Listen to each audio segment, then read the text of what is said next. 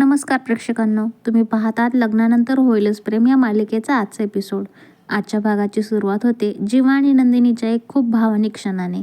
नंदिनी झोपलेली असते आणि जीवा तिच्याजवळ बसून तिचे पाय दाबत असतो. पण विशेष म्हणजे तो तिच्याशी बोलत असतो, म्हणजे तिच्याशी मनातल्या भावना शेअर करत असतो. जीवा नंदिनीला सांगतो की त्याला तिच्यासोबत आयुष्य लांब जायचं आहे आणि जग फिरायचं आहे, वेगवेगळ्या ठिकाणी जायचं आहे, नवनवीन अनुभव घ्यायचे आहेत. तो म्हणतो की त्याला नंदिनीसोबत ॲडव्हेंचर करायचे आहेत, समुद्र बघायचा आहे, पावसात भिजायचं आहे आणि सगळ्यात महत्त्वाचं म्हणजे त्याला नंदिनीसोबत हेल्दी राहून सुंदर म्हातारं व्हायचं आहे.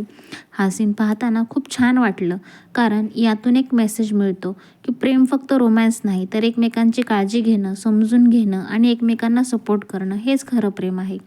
यानंतर त्यांनी पार्थ आणि काव्याचा एक छोटासा गोंडस क्षण दाखवला आहे. पार्थ काव्याचे डोळे झाकतो आणि तिला एक छोटासा सरप्राईज देतो. काव्या म्हणते की माझाच परफ्यूम लावून माझेच डोळे बंद करताय म्हणजे काय?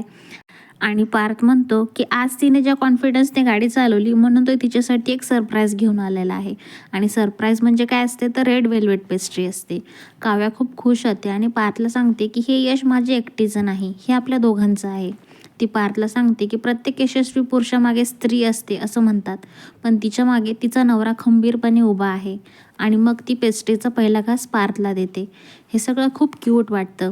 पार्थ आणि काव्या एकमेकांशी बोलतात. मग पार्थ सांगतो की नवरा बायकोने रोज थोडा वेळ एकमेकांसाठी काढलाच पाहिजे, संवाद केलाच पाहिजे, प्रेम व्यक्त केलंच पाहिजे. आणि काव्या लगेच म्हणते की या गोष्टीवर आपण एक रील बनवूया.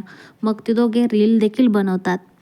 यानंतर पुन्हा फोकस येतो जीवा आणि नंदिनीवर. सकाळी जीवा उठतो आणि बघतो तर काय नंदिनी बेडवरच नाही आहे. तो घाबरतो आणि तिला शोधायला लागतो. पण नंदिनी आधीच उठून व्यायाम करत असते. ती स्टेप अप आणि स्टेप डाऊन असं वर्कआउट करत असते. जीवा तिला बघून एकदम शॉक होतो आणि म्हणतो की अरे वा, ही माझीच बायको आहे ना? नंदिनी हसून म्हणते की आजपासून मी तुमचे स्टुडंट आणि तुम्ही माझेच ट्रेनर आहात. जेव्हा तिला विचारतो की इतक्या लवकर उठून व्यायाम कसं काय केलास, तेव्हा नंदिनी सांगते की रात्री जेव्हा जे काही बोलला ते तिने सगळं ऐकलं होतं आणि त्यामुळे तिने ठरवले की आता ती वजन कमी करून दाखवणारच आहे. हा सीन खूप प्रेरणादायी आहे, कारण नंदिनी बोलून नाही तर करून दाखवते. पुढे पार्थ आणि काव्या यांचा थोडासा लॉंग ड्राईव्हसाठी बाहेर निघतात. पण नंदिनी सांगते की आज रम्याच्या बघण्याचा कार्यक्रम आहे, म्हणून लवकर परत या. आणि मग सुरू होतो आजच्या सगळ्यात महत्त्वाचा भाग, म्हणजे रम्याचा बघण्याचा कार्यक्रम. विजय त्याच्या आईवडिलांसोबत घरात येतो. घरात सगळे त्यांचं स्वागत करतात. चहा पाणी नाश्ता सगळं नीट सुरू असतं. विजय खूपच सभ्य, स्मार्ट आणि कॉन्फिडंट वाटतो. विक्रम विचारतात की विजय काय करतो, तेव्हा पार सांगतो की विजय आर्किटेक्चर फील्डमध्ये आहे आणि त्याची स्वतःची फर्म आहे. विक्रमला आधी वाटतं की मदकरी अँड सन्स असं काही नसेल आणि विजयाने खूप शांतपणे त्यांना सांगतो की वडिलांचा वारसा मिळतो प्रत्येकालाच असं नाही, काही लोक तर स्वतःच्या मेहनतीने का नाव कमवतात. हे ऐकून विक्रम आणि वसू दोघेही विजयवर इम्प्रेस होतात. थोड्याच वेळात रम्या येते. ती खूप सुंदर दिसत असते. विजय रम्याला पाहून उभा राहतो आणि तिचं कौतुक देखील करतो. तिच्यासाठी उभं राहणं ही साधी गोष्ट आहे. रम्या लाजते आणि सगळे खुश होतात. मग प्रश्नोत्तर चालू होतात. वसू विचारते की लग्नानंतर रम्या काम करेल का? विजयचे आईवडील खूप छान उत्तर देतात. ते म्हणतात की सून ही मुलगीच असते आणि तिला तिच्या स्वप्नांपासून आम्ही थांबवणार नाही. हा सीन खूपच छान होता. मग विजयच्या आई रम्याला एक प्रश्न विचारते. सगळ्यांना वाटतं की आता काहीतरी मोठा प्रश्न असेल, पण ती फक्त एवढंच म्हणते, रम्या, माझ्या मुलाला तू सुखात ठेवशील ना? हे ऐकून सगळ्यांच्या चेहऱ्यावर स्माईल येते.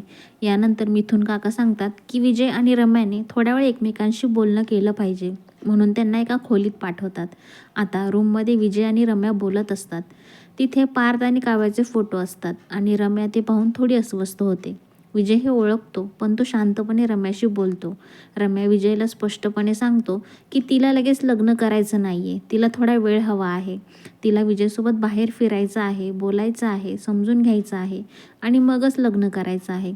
आणि आश्चर्य म्हणजे विजय लगेच त्या अटीला होकार देखील देतो. तो म्हणतो की तुझी इच्छा माझ्यासाठी महत्त्वाची आहे. त्यामुळे विजयचा स्वभाव खूपच पॉझिटिव्ह वाटतो. मग ते दोघे बाहेर येतात. सगळे विचारतात काय ठरलं. रम्या फक्त लाजते आणि जेव्हा लगेच म्हणतो की रम्या लाजते म्हणजे मुलगाच पसंत आहे तिला. सगळे टाळ्या वाजवतात आणि साखरपुडा ठरतो. पण हा भाग संपताना विजय एकदम म्हणतो की माझी एक अट आहे आणि इथेच त्यांनी एपिसोडचा सस्पेन्स थांबवला. आता अट काय आहे? रम्याने जी अट सांगितली तीच विजय सांगणार आहे का, की काही वेगळा ट्विस्ट आहे? हे उद्याच्या भागात कळेल. प्रोमोमध्ये दाखवले की साखरपुड्याच्या दिवशी नंदिनीला उलटीसारखं होतं.